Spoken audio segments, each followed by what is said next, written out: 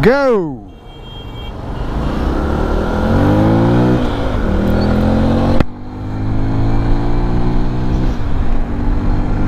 My dear buddies, the Night Ride series is back. Yo! So today's topic is, should you take motovlogging as a career? Well, many people ask me this question that Vikas bro, you were one of the first people to start motovlogging in this country way back in 2012 2013.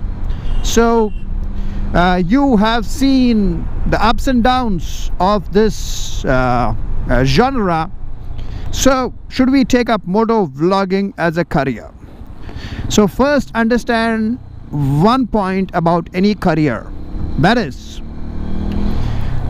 the moment you choose something as a career when you are young, could be 16, 18, 20, then you have to remember that you most probably would have to continue that one career till the time you die. Not just retire, but till the time you die. Because today there is no real retirement anyway. If you gotta live a healthy life, and if you gotta live a life where you have constant income, then most probably you have to continue your profession till the time you're alive. Many actors do that, many politicians do that, many businessmen do that. They don't retire and stop working at 60. So well, let us consider this, that even if you had to stop working at 60 and say that I'm retired, I'm not going to work anymore, that is still a considerable period of time. If you start your career at 20 age, then by the time you reach 60, it'll be 40 years, 4 decades. So you got to be very careful and very sure of what you take up as a profession. Now, motovlogging was glamorized by many people. I would not say it was glamorized by me or a few people who started motovlogging in this country, because we kept motovlogging as a hobby, as a genre where people could learn from, where we would make some technical videos, motorcycle reviews. But our videos were not primarily entertainment based videos. Our videos never portrayed an image that motovlogging should be taken up as a career. Now this traffic signal, I always get confused. Should we stop or should we go? We should stop. Okay, all right, 10 seconds to go. But that left side dude, he just went. Anyhow, so hold on for a few seconds. I'll keep rolling. Yeah, I'll roll now.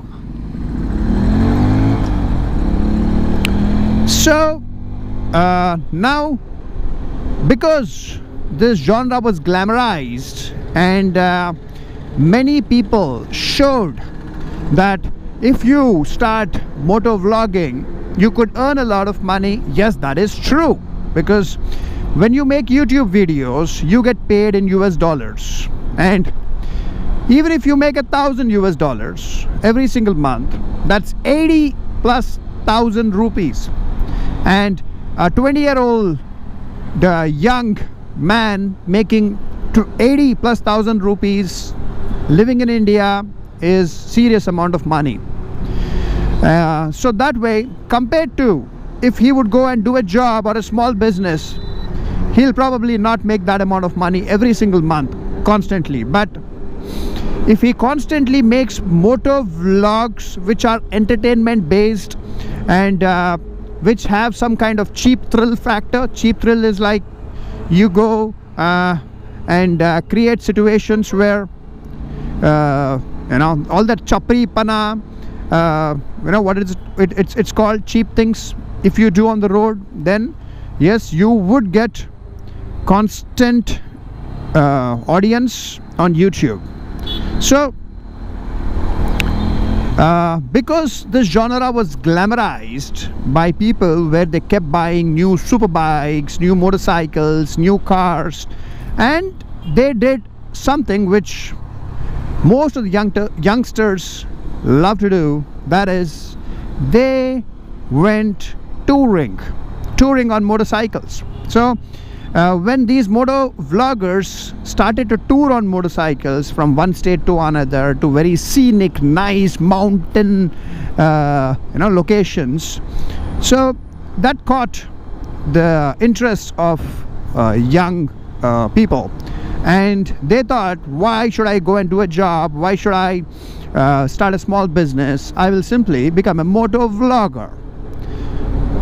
Now here there are two things. One is a practical aspect and one is a moral aspect also.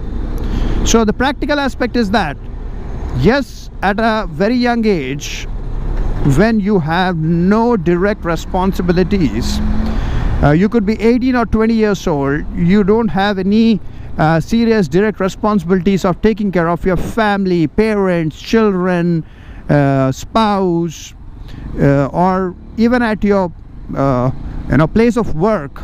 That is, basically you're not doing a job, you don't own a business. So the only thing that you can keep doing is keep motovlogging. And at that age you would enjoy it, because you will find that new fame where people will recognize you and you will make money. But now here the factor is that, can you keep doing this for the rest of your life? Can you keep riding motorcycles and touring for the rest of your life? The answer is no. Why cannot you do it? Well, you can. One in a few thousand people, one in a few 100,000 people probably can pursue it as a lifelong career. But remember, as I mentioned, that at a very young age you don't have that level of responsibilities on you. But once you become 30 years old, your parents go to a senior age, they could be probably 60 years old, and if you are constantly away from your city, you're traveling, then probably taking care of your parents to some level would be difficult. So this is a moral aspect. You don't have to do it, but yes, it is some level of responsibility, not full, but some level of responsibility on your shoulders. And if you get married, and if you have a kid in your 30s, then it becomes even more difficult for you to be constantly away from home and by doing motorcycle tours. And next thing is a very big factor, that is motorcycle accidents. Now we have seen so many motovloggers meet with accidents. The fact of the matter is that in our country, I mean, we are developing rapidly. I'm very happy about that, but roads are still extremely unsafe, especially for a motorcyclist. Animals run onto the road, dogs, buffaloes and whatnot, and even people cross the roads, highways randomly. And one incident can be your last incident in your life, and it can be end of the story. You could be alive, but you could break some part of your body, bone, spinal cord, because of which probably you can never live a normal life again. So that is a very, very big risk in motovlogging, doing tours constantly. Next thing you have to remember, that industries change. Okay, so now if you are someone in the information technology industry, in the 1990s it was all about the start of e-commerce, and then it was in the 2010, around that time, mobile phone applications dominated, and then new technology came in, cloud technology and all of that. So you could learn new skill in the same industry and keep adapting with the changes in the industry. So you could be in any industry. You could be into construction, you could be into medical industry. So if you are a professional in that industry, you can adapt with the changing industry, because you have to slightly modify your skill. That is it. But here in motovlogging, what if the genre becomes outdated? First of all, even now motovlogging is a very, very niche genre. When I say niche, very few people actually show interest in watching motorcycle videos compared to cell phone reviews or any other comedy kind of videos. So it is already a very, very niche genre, and before 2013-14 it was not even existing in India. It was non-existent. So if you get into the industry and you put your heart and soul right from the age of 18 or 20, and you don't learn any other skill, you don't know anything as a specialization apart from motovlogging, then 10 years down the line, if the industry declines, there are very few people who are watching it, or anything happens to YouTube where your videos are not getting exposed enough to new viewers, then in that case, where would your career go? And not just that, rules, government rules. Next point. In 2012, 13, 14, 15, 16, all the time when I was at the peak of my motovlogging, rules were so different compared to today. I could ride a superbike on our Indian highways at 250, 280 kilometers an hour and still not get caught by speed cams, or it was not an issue at all. But today, anyone can take your video's URL link and go to Twitter, that is x.com, and tweet it to the police, and you can get arrested for overspeeding, rash and negligence riding. So rules have changed, and today, especially in a city like Hyderabad, even when you get onto the highways, there are thousands of speed cams, CCTV cameras.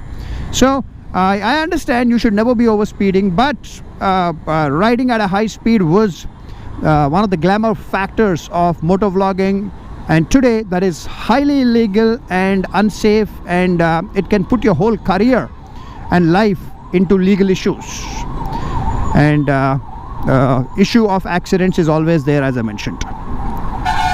Next, in quite a few states, even using an action camera has been termed illegal by the police.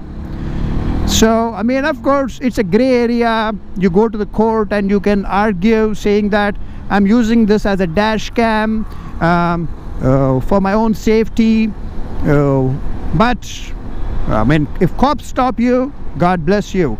And if they say this cam is illegal, you should not use it, well, they can detain you, they can call you, they can book a case, and they can call you to court, and you have to go argue and defend yourself, which is going to consume considerable amount of time, effort and money. So what if tomorrow having cameras on your helmets become illegal? What would you do at that point of time? Okay. So there are so many points like these, including your health. Generally, health changes a lot. I mean, your physical body is not the same after the age of 40 or 45. You could look fit, but your general stamina and many different general functions of your body slowly start to relax. So if you have taken up motovlogging as your lifelong career, by the age of 40, or so, you would not be able to perform the way that you used to perform earlier. And remember, it's very easy to start the so-called motovlogging career. I mean, a person only needs an action camera, a helmet, and a motorcycle. It doesn't matter which motorcycle, correct? So any Tom, Dick and Harry can start motovlogging tomorrow and can create a YouTube channel. So you, as a senior motovlogger, would always have constant pressure and anxiety on your head that, oh my God, someone new is starting every single day. So for an example, when I started in 2012, 2013, there were about 5 or 6 people in this country who were motovlogging. Not even 5 or 6, I think. So, but today there are hundreds. There are hundreds. And you will not be able to beat the competition all the time.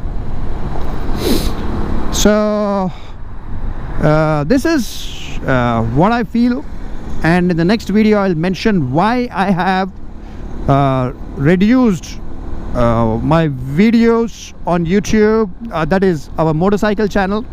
I have another Telugu channel where I talk about life, career, all of that. And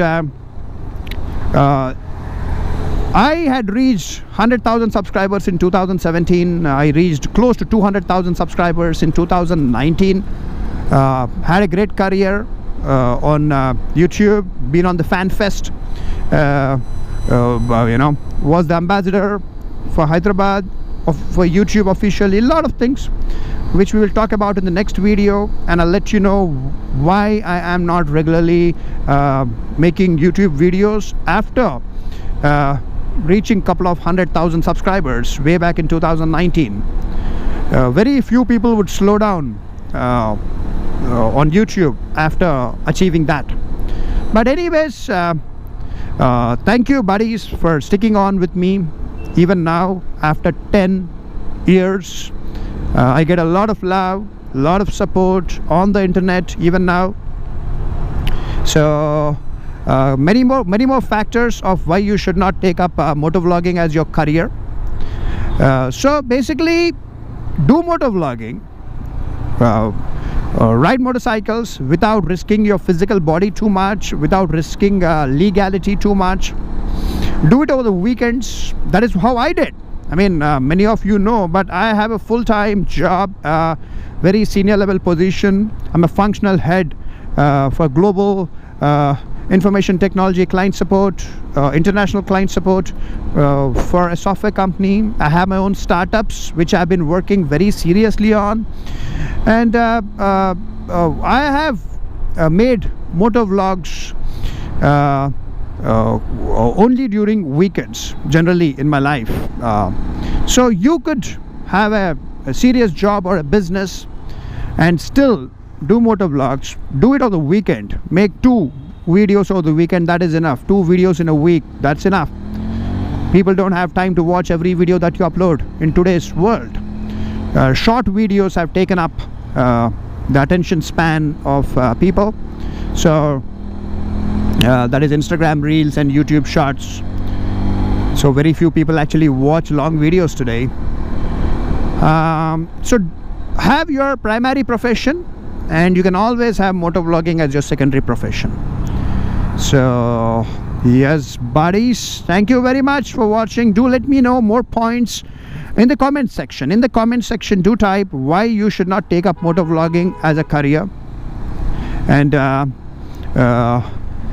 do subscribe if you're new to this channel. Do like, do share this video, and thank you very much. Bye bye.